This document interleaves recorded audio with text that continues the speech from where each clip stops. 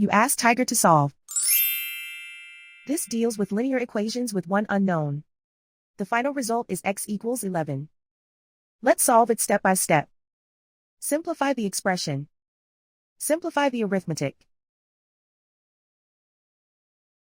Group all constants on the right side of the equation.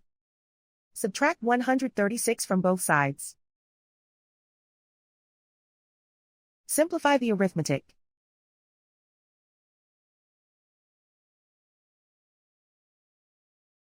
Isolate the x. Divide both sides by 4.